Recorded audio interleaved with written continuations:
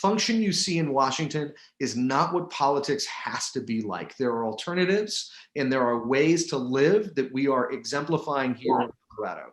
Some of my best friends in the legislature are Republicans. Some of the people I like the least are Democrats. And I think that's how it should be.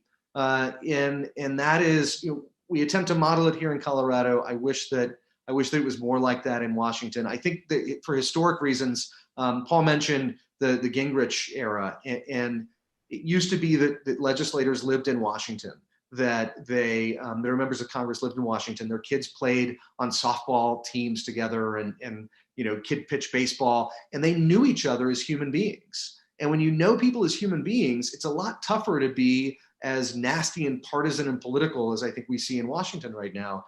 And so I think that is one of the things that has fallen away, that the recognizing other people as humans, and that nastiness is translated into people on the ground feeling alienated and left behind because all they do in Washington is fight for power.